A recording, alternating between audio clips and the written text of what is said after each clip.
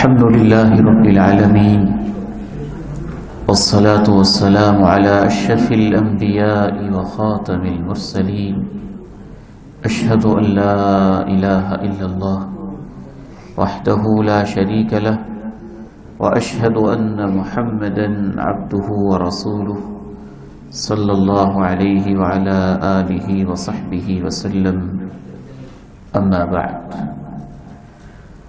فأعوذ بالله السميع العليم من الشيطان الرجيم من همزه ونفخه ونفثه بسم الله الرحمن الرحيم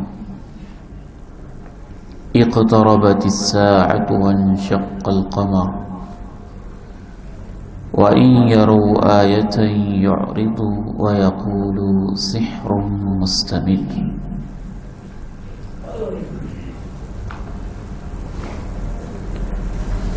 دس روزہ فہم دین کورس اور موضوع قیامت کی نشانیاں، اس حوالے سے آج ہمارا دوسرا لیکچر ہے. ہم تمام احباب کو اہلاً و سہلاً و مرحبا کہتے ہیں، اس دعا کے ساتھ کہ اللہ میرا اور آپ کا بیٹھنا قبول فرما لے اور اس وقت کو ہمارے لیے ذخیرہ آخرت بنا دے، اور اس نیکی کی برکت سے اللہ کریم ہماری قیامت کی مشکلات کو آسان فرما دے. آج بنیادی طور پر علامات قیامت کے بارے میں ہم چند اصول پڑھیں گے. ان اصولوں کو جاننا بہت ضروری ہے. بہت سارے لوگ وہ ہیں جو علامات قیامت کے سرے سے منکر ہیں، مانتے ہی نہیں. کچھ لوگ وہ ہیں جو اتنی سی علامات مانتے ہیں جو ان کی عقل میں آ جائیں، اور کچھ لوگ وہ ہیں جو علامات کو مانتے تو ہیں، الفاظ حدیث کے لے لیتے ہیں اور معنی اپنی مرضی کا کرتے ہیں. اس لیے اصولوں کو جاننا اور پہچاننا انتہائی ضروری ہے. سب سے پہلا اور بنیادی اصول یہ ہے کہ قیامت کی نشانیاں بتانا اصل میں مستقبل کی خبر ہے، اور مستقبل کی خبر دینا شرعی امور میں، ایسے امور میں جو حواس خمسہ سے معلوم نہ ہو سکیں، یہ علم غیب کا حصہ ہے. اور علم غیب اللہ کے علاوہ کوئی نہیں جانتا. اس لیے قیامت کی نشانیاں بتانے کا حق صرف اور صرف اللہ کو ہے، اور اللہ نے اپنے رسول کو بتائی ہیں. قیامت کی نشانیاں وہی ہیں جو اللہ اور اللہ کے رسول نے بتائی ہیں، اور ان نشانیوں کا مطلب بھی وہی ہے جو اللہ اور اللہ کے رسول کی باتوں سے سمجھ میں آتا ہے اور جیسے ان کو صحابہ نے سمجھا ہے. یہ سمجھنا اس لیے ضروری ہے کہ بہت سارے لوگ قیامت کی علامات کے حوالے سے اللہ اور اللہ کے رسول کے علاوہ کچھ اور ذریعے بھی اختیار کرتے ہیں، اور ان ذرائع کی روشنی میں بھی قیامت کی نشانیاں وقتاً فوقتاً بتاتے رہتے ہیں اور گل کھلاتے رہتے ہیں. مثلاً چند ایک ذرائع، باطل ذرائع، جھوٹے ذرائع، وہ میں آپ کے سامنے رکھتا ہوں جو لوگ اختیار کرتے ہیں، اور وہ شریعت کے خلاف. ان میں سے پہلا ذریعہ ہے کاہن اور نجومی، اپنی طرف سے ہی تیر تکے چلانا، اندازے لگانا۔ آج کے دور میں اس کو بڑا خوبصورت نام دے دیا گیا ہے جی، یہ پریڈکشنز ہیں۔ یہ کیا ہوتی ہیں پریڈکشنز؟ غیب کی باتیں ہی نا، فیوچر کے بارے میں بتانا، مستقبل کے بارے میں بتانا۔ بد نصیبی اور بد قسمتی کی بات یہ ہے کہ علم دین نہ ہونے کی وجہ سے دور جاہلیت کی وہ باتیں جن کو جاہلیت کے دور کی باتیں کہا جاتا تھا، ان کو نئے نئے ناموں سے معاشرے کے اندر رواج دیا جا رہا ہے۔ آپ کو یاد ہوگا کہ جب 9/11 کا مسئلہ ہوا تھا تو بہت سارے لوگوں نے کوئی 500 سال پہلے کی کتابوں کے حوالے دینے شروع کر دیے تھے کہ فلاں نجومی نے یہ پریڈکشن کی تھی، یہ پیشین گوئی کی تھی، فلاں نے ایسے کیا تھا، فلاں نے ایسے کیا تھا۔ یہ جن کو آپ یہ کہتے ہیں نا کہ فلاں شخص بڑی کمال کی اور پتے کی پریڈکشنز کرتا ہے، انہی کو شریعت کاہن کہتی ہے۔ کاہن کا معنی ہوتا ہے کسی بھی ذریعے سے اللہ اور اللہ کے رسول سے ہٹ کے اپنی مرضی سے اپنی طرف سے مستقبل کی خبریں دینے والا۔ اللہ کے پیارے نبی صلی اللہ علیہ وسلم ارشاد فرماتے ہیں، من اتى عرافا فسأله عن شيء لم تقبل له صلاة 40 ليلة، جو کسی ایسی خبریں بتانے والے کے دعوے دار کے پاس محض چلا جاتا ہے اور اس سے محض پوچھ لیتا ہے، 40 دن تک اللہ اس کی نماز قبول نہیں فرماتا۔ آپ کہتے ہیں فلاں نے یہ پریڈکشن کی تھی، فلاں نے ایسے کہا تھا، فلاں نے ایسے کہا تھا۔ ایک اور حدیث میں رسول اللہ صلی اللہ علیہ وسلم ارشاد فرماتے ہیں،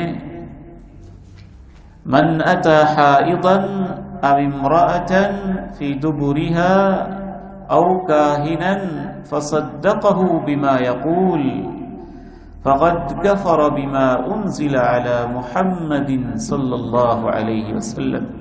سنن ابی داؤد اور ابن ماجہ کی حدیث شریف ہے۔ آپ فرماتے ہیں کہ جو شخص بھی حیض کی حالت میں اپنی بیوی سے تعلق قائم کرتا ہے یا اپنی بیوی سے دبر کی طرف سے تعلق قائم کرتا ہے یا غیب کی خبریں بتانے والے کسی کاہن کے پاس جاتا ہے اور پھر اس کی بات کو سچا سمجھ لیتا ہے، فقد کفر بما انزل علی محمد، وہ اللہ کے پیارے نبی محمد کریم علیہ السلام پہ نازل ہونے والے دین کے ساتھ کفر کرتا ہے۔ سوال آپ کے ذہن میں آ رہا ہوگا کہ بعض دفعہ یہ پریڈکشنز جو ہیں یہ انگریزوں میں بھی بڑی چلتی ہیں، ادھر بھی بڑی چلتی ہیں، باقاعدہ اس پر کچھ کتابیں موجود ہیں، تنبؤات ان کو کہا جاتا ہے، اردو میں ان کو پیش گوئیاں یا پیشین گوئیاں کہا جاتا ہے، پریڈکشنز بھی ان کو کہا جاتا ہے۔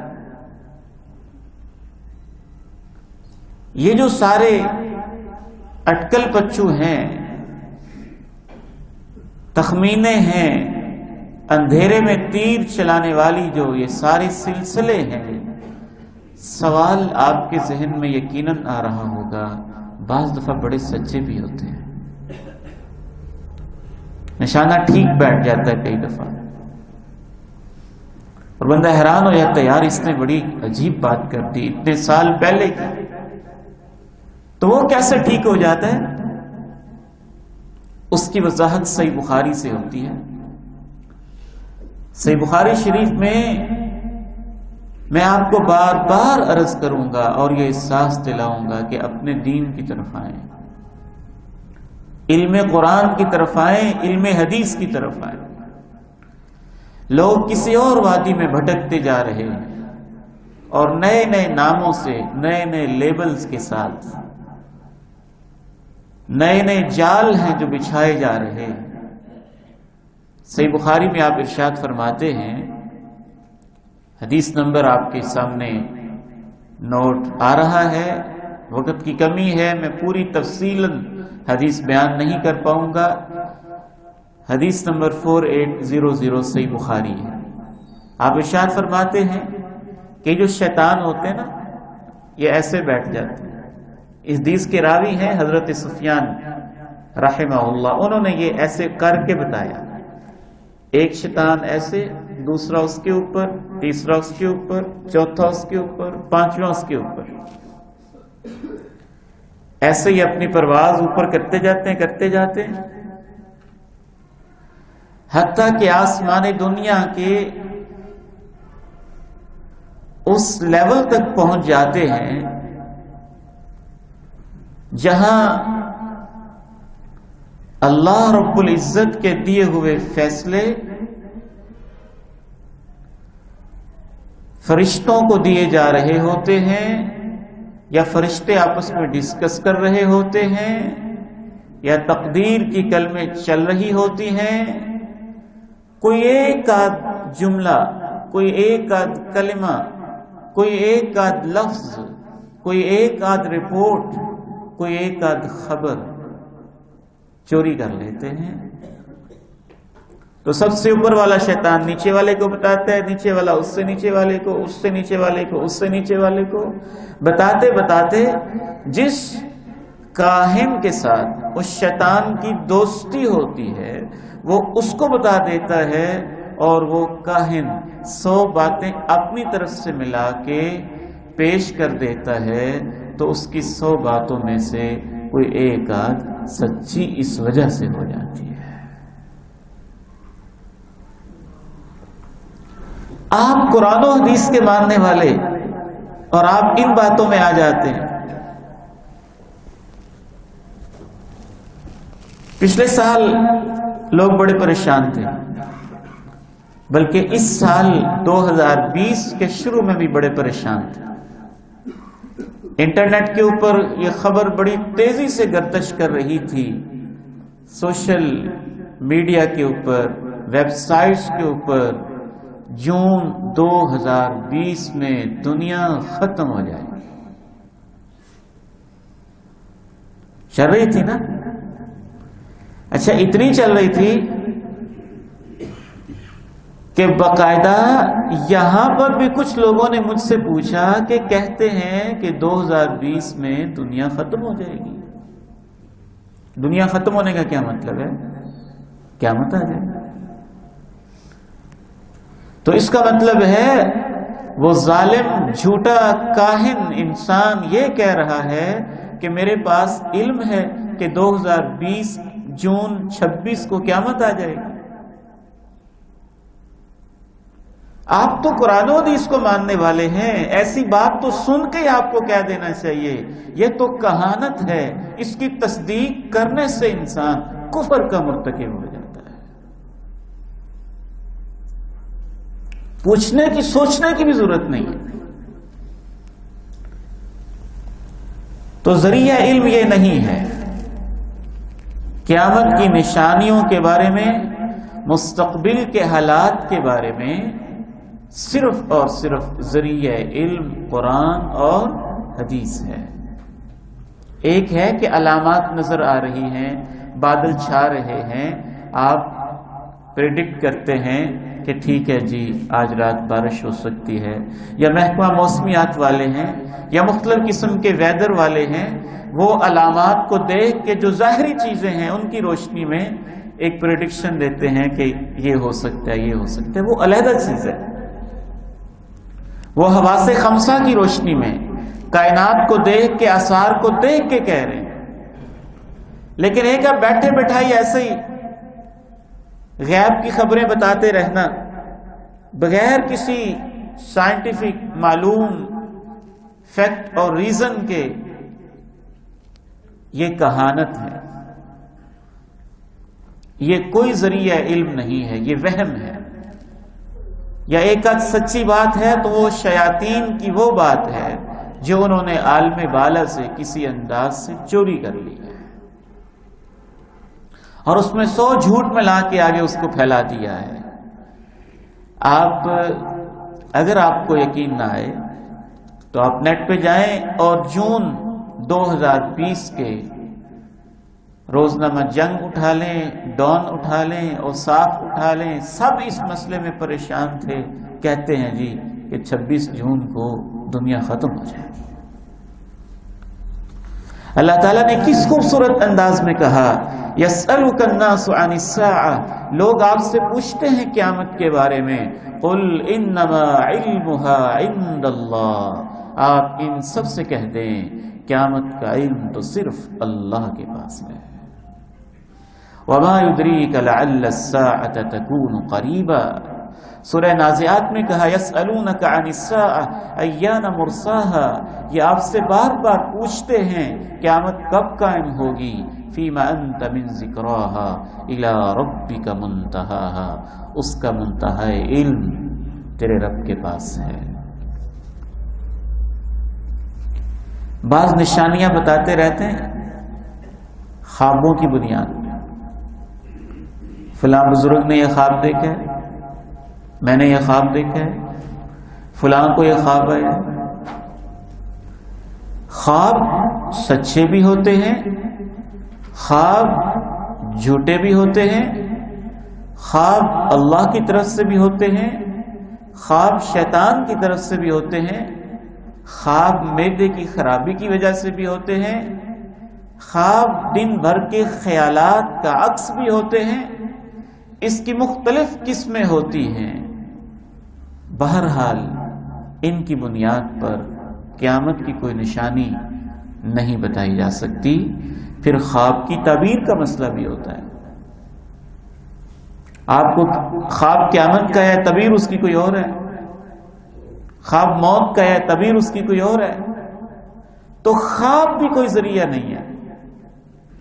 بعض لوگ عدد اور ہندسے بڑے بیان کرتے ہیں، 9 کا ہندسہ یہ کہتا ہے، 11 کا ہندسہ یہ کہتا ہے، 7 کا ہندسہ یہ کہتا ہے، تمہارے نام کے ہندسے یہ کہتے ہیں، دنیا کے لفظ کے ہندسے یہ کہتے ہیں کہ ایسے ایسے ہو جائے گا۔ یہ سب فضولیات ہیں۔ کچھ لوگ حروف کے ہندسے نکال کے اس کی بنیاد پہ بتاتے رہتے ہیں مختلف باتیں۔ تو یہ سب کے سب جتنے بھی ذرائع علم ہیں یہ صرف اور صرف اٹکل پچو ہیں، وہم ہیں، جھوٹ کا پلندہ ہے، انسانوں کے خیالات ہیں اور کوئی مستند ذریعہ علم نہیں ہے۔ قیامت کی نشانیوں کا صرف ایک ہی ذریعہ ہے، اللہ اور اللہ کے رسول کی باتیں۔ دوسرا اصول، اللہ کے رسول کی باتیں بھی کچھ ایسی ہیں جو آپ نے کہیں نہیں، لوگوں نے گھڑ کے آپ کی طرف منسوب کر دی ہیں، وہ فیبریکیٹڈ ہیں، موضوع ہیں، خود ساختہ ہیں۔ اس لیے اس کی پہچان ایک محدث ہی بتائے گا، ایک حدیث کا عالم ہی بتائے گا، آیا کہ واقعتاً اللہ کے نبی نے یہ کہا بھی ہے کہ نہیں۔ اس وجہ سے احادیث میں سے بھی صرف صحیح احادیث، ضعیف یا موضوع من گھڑت احادیث جو لوگوں نے اپنی طرف سے گھڑ کے اللہ کے نبی کی طرف منسوب کر دی ہیں، ان سے بھی قیامت کی نشانیاں ثابت نہیں ہوتی۔ اس کی ایک مثال میں آپ کے سامنے پیش کرتا ہوں۔ یہ تو قرآن مجید میں ہے کہ قیامت سے پہلے ایک جانور نکلے گا، لوگوں سے باتیں کرے گا اور کہے گا تم مانتے نہیں تھے نا قیامت آنی ہے، بس اب آ گئی۔ یہ قرآن مجید میں اخرجنا لهم دابة من الارض تكلمهم. حدیث میں بھی اس کی تفصیلات موجود ہیں، انشاءاللہ ہم اس کو باقاعدہ مستقل پڑھیں گے بھی. لیکن اس جانور کے بارے میں کچھ روایات ضعیف اور من گھڑت بھی ہیں کہ وہ جانور کیسا ہوگا. اس بنیاد پہ کچھ کہنا وہ ایک بیس لیس چیز ہوگی. مثلا میں روایات آج پڑھ رہا تھا، ایک روایت ضعیف روایت میں آتا ہے اس جانور کا سر بیل کی طرح ہوگا، آنکھیں خنزیر کی طرح ہوں گی، کان ہاتھی کی طرح ہوں گے، گردن شتر مرغ کی طرح ہوگی، سینہ شیر کی طرح ہوگا، رنگ چیتے جیسا ہوگا، پہلو بلی جیسا ہوگا، دم دمبے جیسی ہوگی، پاؤں اونٹ جیسے ہوں گے. اس کے ہاتھ میں حضرت موسیٰ کا عصا بھی اس کے پاس ہوگا، حضرت سلیمان کی انگوٹھی بھی ہوگی. تو یہ روایت کیا ہے؟ بس ایسے چلتی پھرتی ہے. تو اس بنیاد پہ ہم اس جانور کے بارے میں کوئی چیز کہہ سکتے ہیں؟ نہیں کہہ سکتے. تیسرا اصول یہ ہے، یہ بہت اہم اصول ہے، اس طرف آپ نے ذرا خصوصی توجہ کرنی ہے. یہ اس دور کا بہت بڑا مسئلہ ہے کہ لوگ احادیث کو تو مان لیتے ہیں لیکن ان کا معنی اپنی مرضی کا کرتے ہیں، اپنے دور کے مطابق جو چیز سمجھ میں آئے، جدید ترین حالات کے مطابق اپنی طرف سے وہ ماڈرن بننے کی کوشش کرتے ہیں، اسکالر بننے کی کوشش کرتے ہیں، کوئی اپنی علمی معراج ثابت کرنا چاہتے ہیں، کوئی انوکھا پن ثابت کرنا چاہتے ہیں، یا کوئی ریٹنگ بڑھانا چاہتے ہیں، یا کوئی اس طرح کے چکر ہوتے ہیں، اپنی توجیہ اور طویل کر دیتے ہیں اپنی مرضی کے مطابق.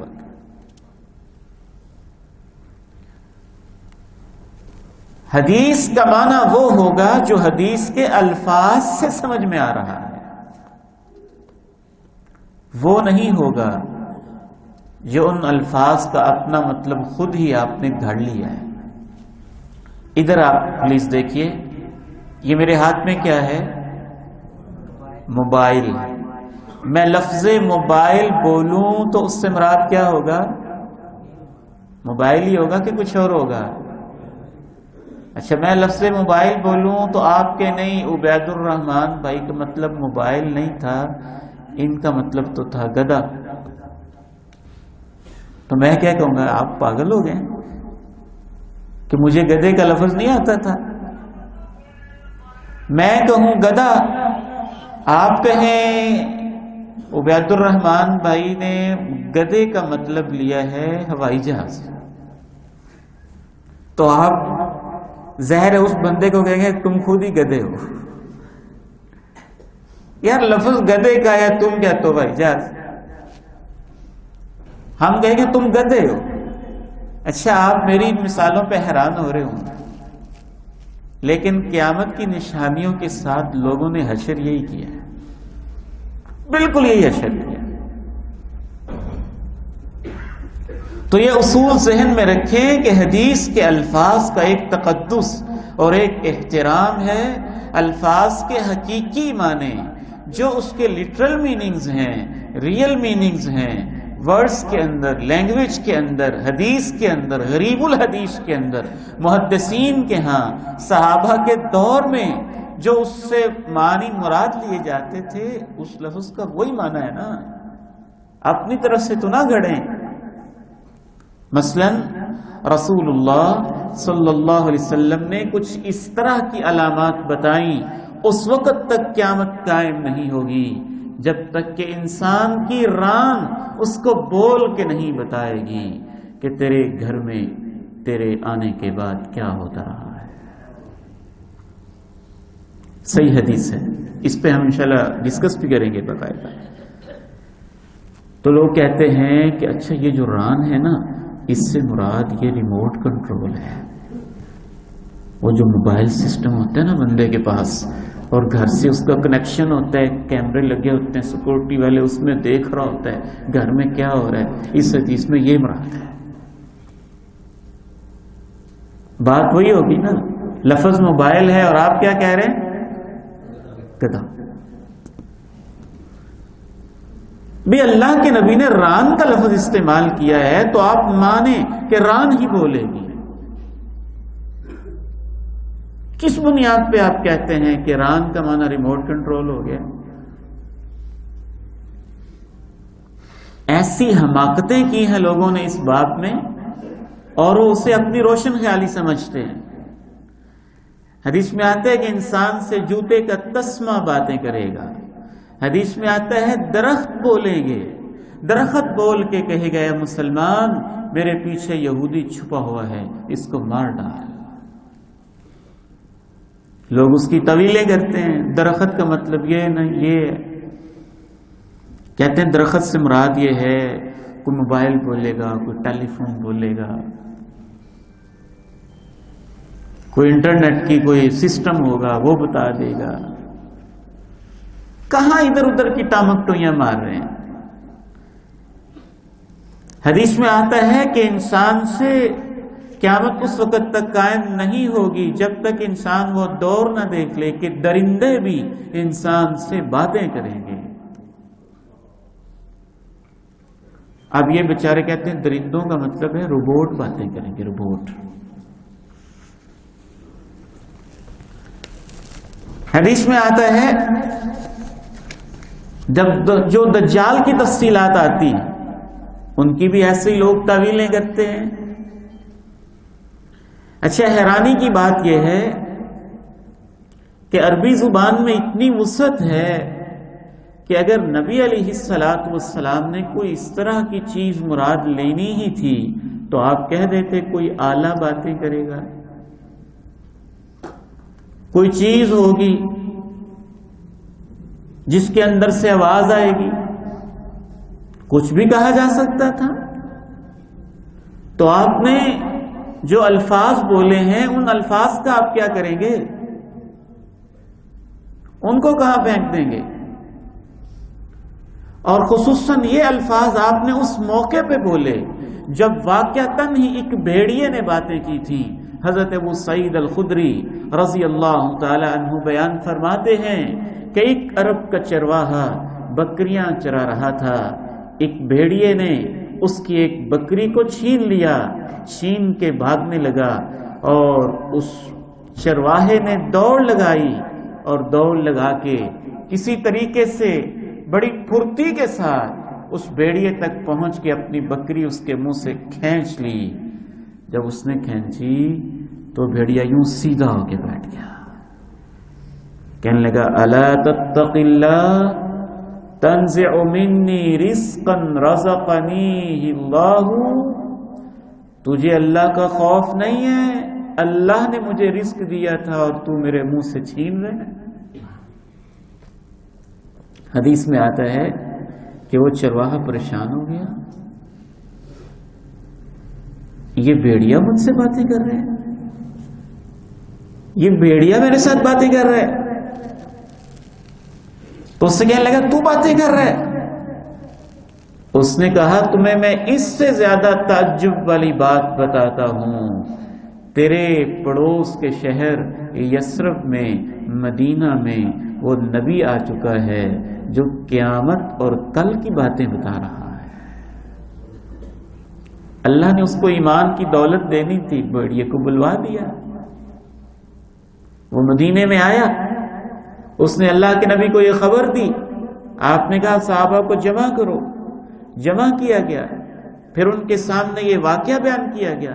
تو اس موقع پہ اللہ کے پیارے نبی علیہ السلام نے کہا کہ اس وقت تک قیامت قائم نہیں ہوگی جب تک درندے انسانوں سے باتیں نہیں کریں گے. تو اس حدیث کا تو سیاق و سباق ہی بتاتا ہے کہ درندے باتیں کریں گے. آپ اس کی تعویلوں میں لگے ہوئے ہیں. دجال کے بارے میں تو وہ تعویلیں کی ہیں لوگوں نے کہ ہر دوسرا تیسرا بندہ جس کو 2-4 حرف بولنے آتے ہیں ادھر ادھر کی باتیں جوڑ جاڑ کے کسی نہ کسی طریقے سے دجال کی کوئی ایسی توجیہ کر رہا ہے کہ اس سے جو اصل دجال کا نقشہ حدیث میں کھینچا گیا ہے وہ ویسے ہی ختم ہو جاتا ہے۔ انشاءاللہ ہمارا اس پہ ایک مستقل ایک پورا لیکچر ہوگا، لیکن اس وقت اصول کے ریفرنس سے میں یہ سمجھانا چاہتا ہوں کہ اللہ کے پیارے نبی علیہ الصلاۃ والسلام نے فرمایا دجال کی ایک آنکھ ہوگی، اور آپ نے اپنی آنکھ کی طرف اشارہ کیا تاکہ صحابہ کو سمجھ آ جائے آنکھ سے کیا مراد ہے، ایک آنکھ ہونے سے کیا مراد ہے۔ آپ نے اس کے بال بتائے، آپ نے اس کے نقش بتائے، آپ نے یہ بتایا اس کی پیشانی کے اوپر کافر لکھا ہوا ہوگا۔ اب لوگ پتہ نہیں کیا کیا طویلیں کرتے ہیں، کوئی کہتا ہے دجال سے مراد امریکہ ہے، کوئی کہتا ہے دجال سے مراد جو اس کے پیشانی پر کافر لکھا ہوگا نا، یہ اسرائیل کا ایک طیارہ ہے، اس کے اوپر KFR لکھا ہوا ہے، وہی دجال ہے۔ کوئی کہتا ہے نہیں اس سے مراد اسرائیل ہے، کوئی کہتا ہے نہیں ایک آنکھ والے دجال سے مراد ٹیلی ویژن ہے، کوئی کہتا ہے ایک آنکھ والے دجال سے مراد جو ہے یہ مغربی تہذیب ہے جو ایک آنکھ سے دیکھتی ہے، دنیا اس کے سامنے ہے، آخرت کوئی نہیں دیکھتی۔ تو آپ حدیثوں کے ساتھ کیا حشر کر رہے ہیں؟ اللہ کے نبی کیا کہہ رہے ہیں، آپ اس طرف جا رہے ہیں۔ ایک حدیث میں اللہ کے پیارے نبی علیہ السلام نے یہ بھی فرمایا کہ دجال ایک گدھے پر سوار ہوگا، اس گدھے کے کانوں کی چوڑائی 40 ہاتھ کے برابر ہوگی۔ یہ مسند احمد کی حدیث ہے، امام ذہبی نے، امام حاکم نے اس کو صحیح کہا ہے، اور شیخ شعیب الناؤت نے بھی اس کو صحیح کہا ہے، شیخ البانی نے البتہ اسے ضعیف کہا ہے۔ تو انشاءاللہ یہ حسن درجے کی حدیث ہے۔ ایک صاحب اٹھے، وہ ریل گاڑی کے دور میں انہوں نے یہ حدیث سنی تھی، کہنے لگا یہ ریل گاڑی جو ہے نا یہی دجال کا گدھا ہوگا۔ اور آج کے دور کا ایک بندہ اٹھا، اس نے کہا نہیں، ان کو سمجھ نہیں آئی تھی، وہ جو دجال کا گدھا ہے نا اس سے مراد تو ہوائی جہاز ہے، تو جو اس کے کان ہے اس سے مراد ہوائی جہاز کے پار ہے۔ کیا مذاق ہے حدیث کے ساتھ، کیا حماقتوں والی باتیں ہیں۔ یہ تو وہی بات ہوگی نا جو میں نے کہا تھا کہ میں کہوں موبائل، آپ کے نہیں موبائل سے مراد گدھا ہے، میں کہوں ہوائی جہاز، آپ کے نہیں ہوائی جہاز سے مراد گدھا ہے۔ تو اس طرح تو دنیا کی کوئی چیز چل ہی نہیں سکتی۔ میں آپ کو کہوں پانی لے آئیں، آپ زہر لے آئیں، آپ کے پانی کا مطلب زہر بھی ہوتا ہے۔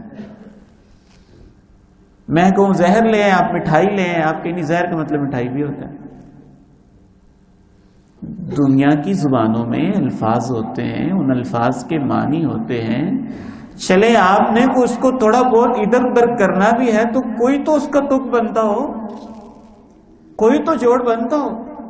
آپ نے اگر ہوائی جہاز ہی کہنا ہوتا تو اللہ کے پیارے نبی علیہ السلام چلیں کم از کم یہی کہہ دیتے کہ ایک پرندے کی طرح چیز ہوگی،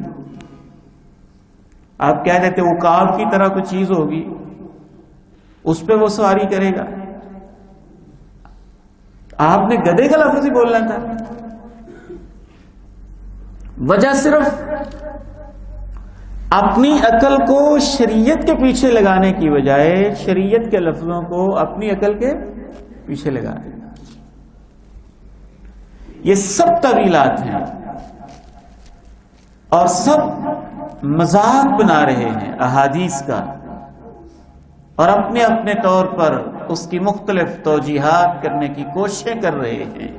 اس کا ایک سب سے بڑا نقصان تو یہ ہو رہا ہے کہ احادیث کے الفاظ کا تقدس ہی ختم، ان الفاظ کا حقیقی معنی ہی ختم، ان الفاظ کا حقیقی مفہوم ہی ختم، اور دوسرا بڑا نقصان یہ ہو رہا ہے کہ بہت سارے لوگ یہ سمجھے بیٹھے ہیں کہ یہ ساری ٹیکنالوجی جو ہے نا یہ تو ہے ہی دجال کی طرف سے ہے۔ مسلمان اس وجہ سے ٹیکنالوجی سے دور بھی ہو رہے ہیں۔ یہ ایک ٹیکنالوجی ہے، اس کی اچھی چیزیں اچھی ہیں، بری چیزیں بری ہیں. جو جائز ہے وہ جائز ہے، جو ناجائز ہے وہ ناجائز ہے. تو کیا سمجھ میں آیا؟ تیسرا اصول انشاءاللہ یاد رہے گا. یہ ہمیشہ ذہن میں رکھ لیں کہ اللہ اور اللہ کے رسول نے جو الفاظ استعمال کیے ہیں، جو ان کا معنی بنتا ہے وہی کریں، اپنی طرف سے اس کی تعویل، اسی کو تعویل کہتے ہیں، اس کو تحریف کہتے ہیں.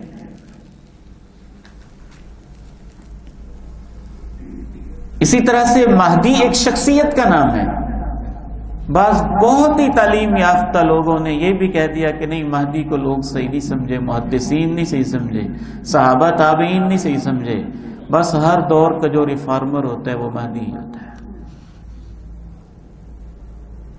ایک حدیث میں اللہ کے پیارے نبی علیہ السلام نے ارشاد فرمایا کہ قیامت سے پہلے دریائے فرات سے سونے کا پہاڑ نکلے گا.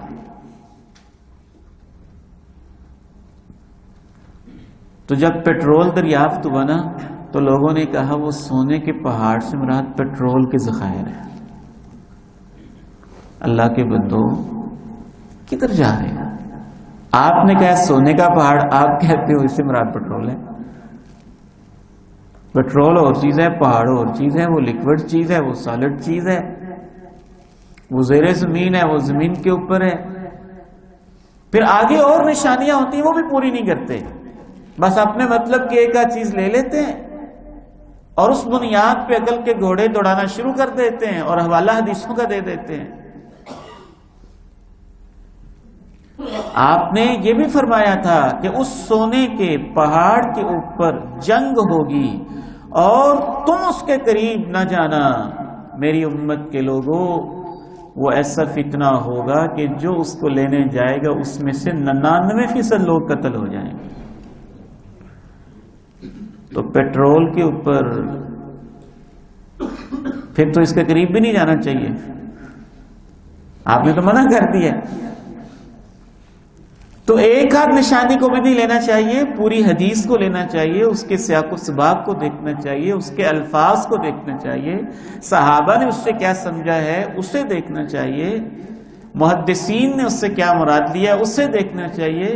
یہ نہیں کہ ایک آدھ کہیں انٹرنیٹ پہ حدیث کا ترجمہ پڑھ لیا اور پھر اپنی عقل کے گھوڑے دوڑانا شروع کر دیا. چوتھا اصول یہ بھی ذہن میں رکھیے کہ علامات قیامت کو اپلائی کرتے ہوئے جلد بازی سے کام نہیں لینا چاہیے کہ جلدی سے کہہ دیا جی دجال ہو گیا، جلدی سے کہہ دیا امام مہدی آ گئے، جلدی سے کہہ دیا عیسیٰ مسیح آ گئے. ساری علامات کو جمع کیا جاتا ہے. ٹھہراؤ، تحمل، حوصلہ، حالات کا انتظار،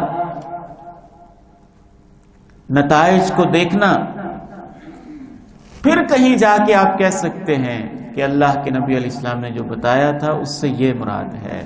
پھر بھی آپ کہیں پورے یقین کے ساتھ تب کہیں گے جب 100% وہ علامت پوری ہوگی.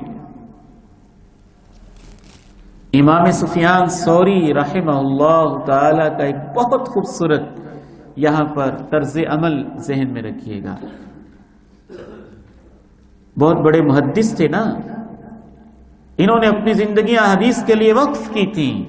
ان کے ایک شاگرد کہتے ہیں میں نے امام سفیان ثوری سے کہا جناب ابو عبداللہ مہدی کے بارے میں لوگ بڑی باتیں کر رہے ہیں، اچھا بعض خلفاء بھی تھے انہوں نے اپنا نام مہدی رکھا، اس دور کے اندر بھی شرارتیں ہوتی ہیں، بعض لوگوں کے گھر میں بچہ ہونا تو اس کا نام محمد بن عبداللہ رکھ دیتے ہیں، پھر مہدی ہونے کو کوئی دعوے دعوے کر دیتے ہیں، پھر اس کی ایک آدھ کوئی ویڈیو اپلوڈ کر دیتے ہیں فلاں گھر میں مہدی پیدا ہو گیا، یعنی وہ پیدا ہوتے ہی مہدی ہو گئے ہیں. تو امام سفیان ثوری رحمہ اللہ تعالی نے ارشاد فرمایا اگر امام مہدی تمہارے گھر کے دروازے کے پاس بھی آ جائیں اور وہاں سے گزر بھی رہے ہوں تو پھر بھی تم اس کو اس وقت تک مہدی نہ کہنا جب تک سب لوگ اس کی بیعت نہ کر لیں اور پوری زمین کے اوپر وہ عدل و انصاف کا نظام نافذ نہ کر دیں. ٹھہریں، نتائج دیکھیں، عواقب دیکھیں، جلد بازی سے کام نہ لیں، یہ شیطان کی طرف سے ہوتی ہے. پانچواں اصول یہ بھی بہت اہم ہے. بعض لوگ قیامت کی نشانیوں کے سمجھتے تو ان کو ٹھیک ہیں، لیکن اس بنیاد پر مسائل میں، شریعت میں ادھر ادھر اپنی سستی کے بہانے بنانا شروع کر دیتے ہیں. مثلا بندہ یہ کہے کہ حدیث میں آتا ہے قیامت کی نشانیوں میں سے نشانی ہے زنا عام ہو جائے گا. اب یہ ہونا ہی ہے جی، ہم اسے کیسے روک سکتے ہیں؟ حدیث میں آتا ہے شراب عام ہو جائے گی، اب یہ ہونا ہی ہے نا جی، ہم کیا کر سکتے ہیں؟ آپ کیوں کچھ نہیں کر سکتے؟ اللہ کے نبی علیہ السلام نے کسی قیامت کی نشانی کو اس لیے نہیں بتایا کہ اس سے شریعت کے باقی مسئلے بدل جانے ہیں. زنا تو زنا ہے، اس سے روکنا ہی ہے. شراب ہے، اس سے رکنا بھی ہے، روکنا بھی ہے. ان کے مجرمین کو سزائیں بھی ملنی ہیں. بعض لوگ اتنے تھک ہار کے بیٹھے ہوتے ہیں، حالات بڑے خراب ہو گئے ہیں، ہم کچھ نہیں کر سکتے، اب تو امام مہدی آئیں گے تو حالات ٹھیک ہوں گے. تو تب تک بیٹھے رہیں، کچھ نہ کریں. تو اس طرح کی حرکات یہ علامات قیامت کے مقصد کے ہی خلاف ہے. ایک اور اصول، اور یہ بھی بہت اہم اصول ہے. اس سے پہلے میں آپ سے ایک واقعہ شیئر کرتا چلوں. میرے ایک جاننے والے بڑے فاضل انسان تھے، مجھے اس سے توقع نہیں تھی کہ وہ بھی اس طرح کی حرکات کریں گے. آپ یقین مانیں مجھے بڑی ندامت کے ساتھ اور بڑی حسرت اور تکلیف کے ساتھ یہ بات کرنی پڑ رہی ہے کہ ہماری آنکھوں سے تقریباً 2 سال وہ غائب رہے، کہ بس جی حالات بڑے خراب ہو گئے. اب وہ دور آ گیا کہ بس وہ جو اللہ کے نبی نے کہا تھا نا وہی بچے گا جو پہاڑوں پہ چلا جائے گا، بکریاں چرائے گا، اللہ اللہ کرے گا. تو اس نے جاب بھی چھوڑ دی، مسجد میں آنا بھی چھوڑ دیا کہ فتنے بڑے ہیں، فتنوں سے بچنے کے لیے بس سائڈ پہ ہو جائے. اللہ کے بندو وہ دور ابھی کہاں ہے؟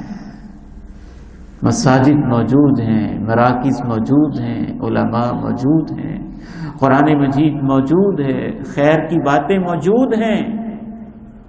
آپ ایکٹیو ہوں، حرکت میں آئیں، کام کریں، اپنی ذمہ داریاں ادا کریں، جتنی محنت کر سکتے ہیں اتنی محنت کریں. اپنی سستیوں کے لیے ان چیزوں کو بہانے نہ بنائیں. ایک چھٹا اہم ترین اصول، یہ بھی بہت اہم ہے اور اس کے ساتھ بھی بہت کھلواڑ ہوا ہے اور ہو رہا ہے اور مستقبل میں بھی ہونے کے امکانات ہیں، کہ قیامت کی علامات میں بعض علاقوں اور خطوں کے نام آئے. ہند کا لفظ آیا ہے، نجد کا، حجاز کا، یمن، شام، قسطنطینیہ، تبریہ، اس طرح کے الفاظ آئے. یہ مختلف علاقوں کے نام ہیں. لوگ کیا کرتے ہیں کہ اللہ کے نبی کے اس دور کے الفاظ اور علاقے کا مطلب آج کے حساب سے اپنی مرضی کا لے لیتے ہیں. مثلا آپ نے کہا کہ ہند تو اس دور میں ہند سے مراد ہندوستان تو صرف نہیں ہوتا تھا نا، صرف انڈیا تو مراد نہیں ہوتا تھا. اس دور میں ہند کے علاقے میں پاکستان بھی شامل تھا، کشمیر بھی شامل تھا، انڈیا بھی شامل تھا، افغانستان کا کچھ حصہ بھی شامل تھا. تو اس دور کے حساب سے اس پورے علاقے کو ہند کہا گیا. اس طرح لفظ شام، اس سے صرف آج کا ملک شام تو مراد نہیں ہوگا نا. خراسان، اس سے صرف آج کا چھوٹا سا علاقہ تو مراد نہیں ہوگا. تو احادیث میں علامات قیامت کے حوالے سے جو اس طرح کے الفاظ استعمال کیے گئے ہیں، ان کو اس دور کے جغرافیے کو سامنے رکھ کر اور محدثین اور صحابہ کی تشریحات کو دیکھ کر سمجھا جائے. ایک بڑے نامی گرامی حضرت ہیں، یوٹیوب پہ بڑے ایکٹیو ہیں، وہ تو ان احادیث کو اور نام کو استعمال کر کے آج کے دور میں ایسے اپلائی کرتے ہیں نا، لگتا ہے کہ بس ابھی قیامت آئی اور ابھی امام مہدی آ گیا، آج یا کل آ جائے. تو میں نام لینا مناسب نہیں سمجھتا، کافی سارے اس طرح کے لوگ موجود ہیں. تو یہ حدیثوں کے ساتھ یہ مذاق نہیں ہونا چاہیے. ایک سائنٹیفک اپروچ ہونی چاہیے، خالص علمی اپروچ ہونی چاہیے، اور اس دور کے جغرافیے کو سامنے رکھتے ہوئے اور پھر جدید میپ کو سامنے رکھتے ہوئے اس دور میں اگر لفظ ہند کے بارے میں کوئی بات کہی گئی ہے تو اس پورے خطے پہ اپلائی ہوگی جو اس دور میں الہند سمجھا جاتا تھا. اللہ کے نبی نے کہا کہ مشرق میں ایسے ہوگا، تو ہم پاکستان کی طرف سے دیکھنے لگ جائیں کہ ادھر مشرق ہے. ہم دیکھیں گے مدینے کے حساب سے مشرق کا علاقہ کون سا بنتا ہے. مدینے کے حساب سے، اور اس دور میں المغرب کس کو کہا جاتا تھا یہ دیکھا جائے گا. الروم، اس دور میں الروم کسے کہا جاتا تھا. آج ہم چھوٹے سے ایک ملک صرف روم کو دیکھ لیں، کہے کہ یہ مراد ہے، ایسے نہیں ہوگا.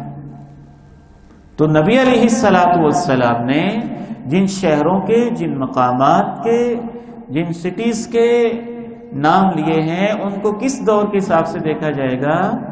اس دور کے جغرافیے اور اس دور کی اصطلاحات کے حوالے سے. اور اس امت نے اتنی خدمت کی ہے کہ ایک ایک لفظ کے اوپر الحمدللہ 20 محدثین نے بڑی خوبصورت تشریحات لکھی ہوئی ہیں، وہ ہمارے پاس موجود ہیں، کتابوں میں محفوظ ہیں، وہ کھنگالنی پڑے گی.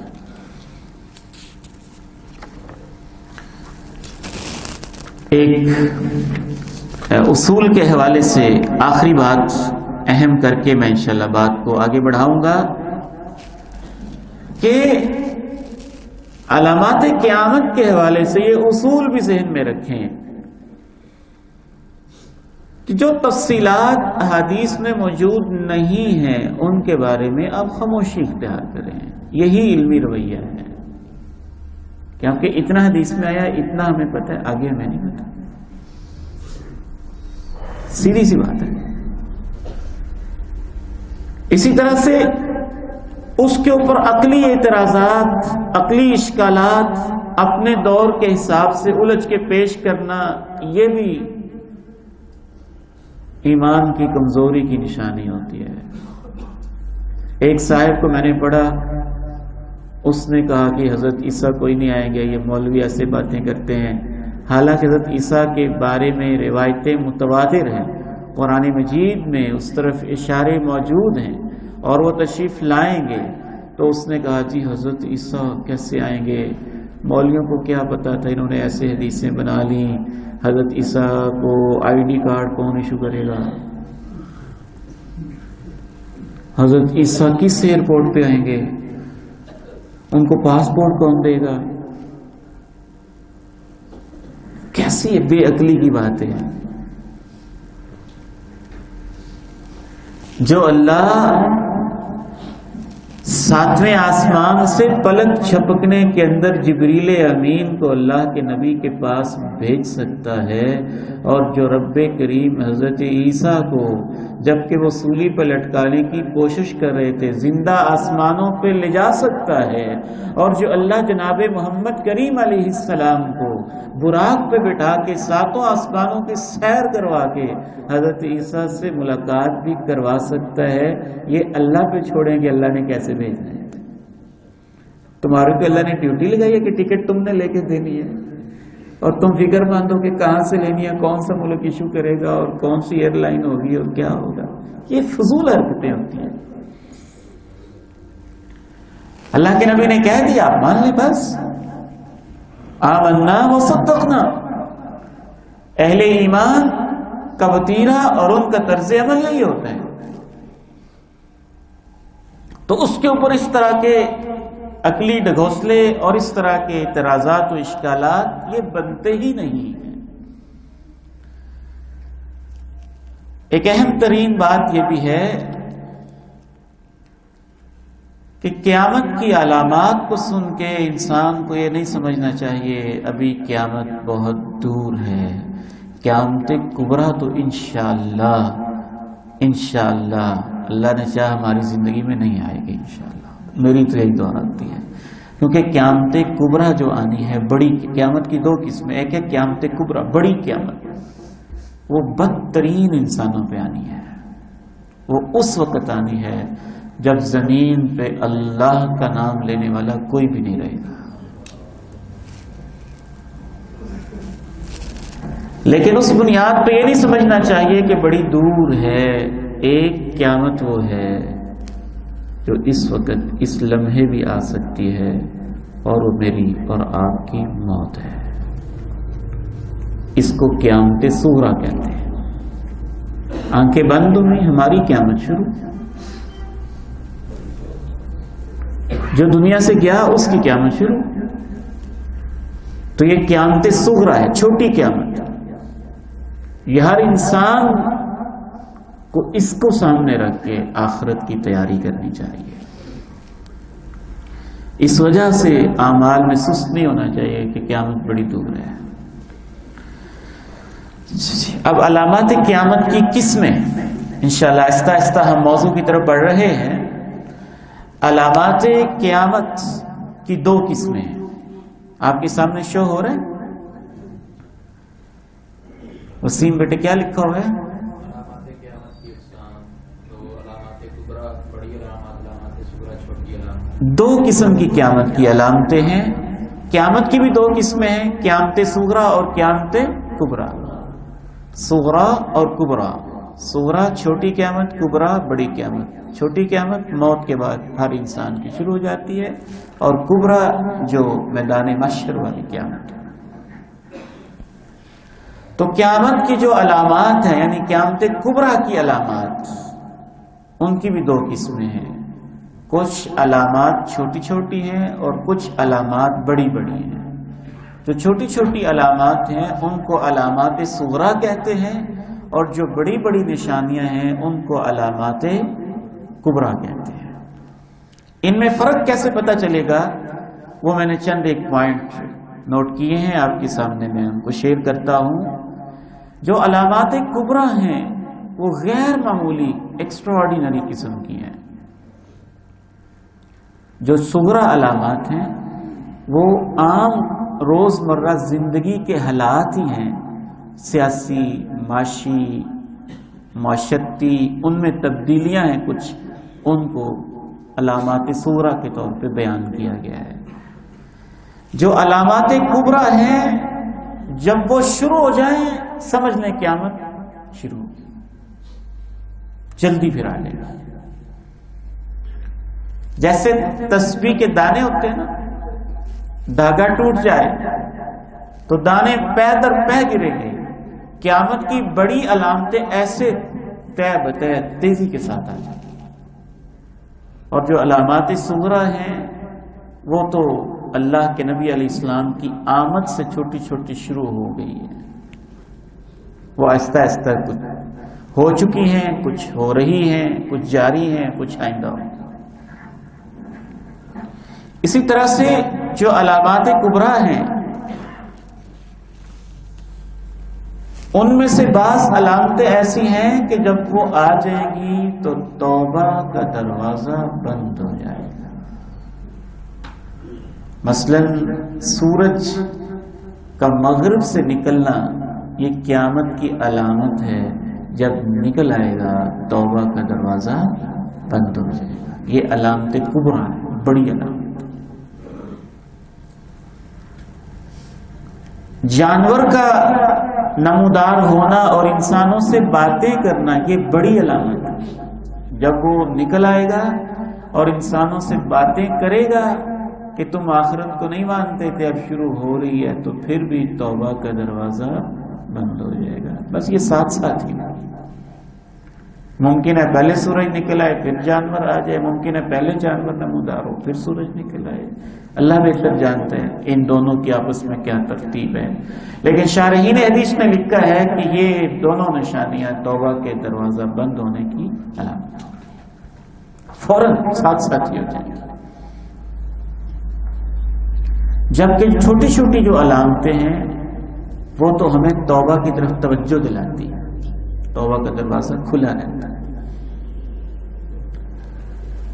اسی طرح سے جو بڑی بڑی علامتیں ہیں وہ میں نے الحمدللہ کوشش کی ہے کاؤنٹ کرنے کی، وہ ٹوٹل 13 ہیں تقریباً. جو علامات کبریٰ ہیں، بڑی بڑی علامتیں، وہ ہیں ٹوٹل 13 ہیں. ایک حدیث میں 10 بیان ہوئی ہیں اور باقی احادیث کو ملایا جائے تو 3 ان میں بیان ہوئی ہیں. ٹوٹل بس یہ تقریباً 13 علامات ہیں جو بڑی بڑی علامات ہیں. سورج کا مغرب سے نکلنا، دجال کا آنا، حضرت عیسیٰ کا آنا، دھوئیں کا پھیل جانا، جانور کا نمودار ہونا، شکلوں کی تبدیلی، زمین کا دھنس جانا بڑے لیول پہ، اس طرح کی بڑی بڑی علامتیں، یاجوج ماجوج، ان پہ انشاءاللہ مستقل ہمارے لیکچرز ہوں گے. تو علامات کبریٰ 10 سے 13 ہیں، اور جو چھوٹی چھوٹی علامات ہیں وہ تقریباً 150 کے لگ بھگ ہیں، 150 کے لگ بھگ ہیں علامات صغریٰ. اسی طرح ایک اور فرق یہ ہے کہ علامات کبریٰ اتنی بڑی بڑی علامتیں ہیں کہ غور کرنے سے محسوس ہوتا ہے کہ اس سے پوری دنیا یا دنیا کی اکثر آبادی متاثر ہوگی.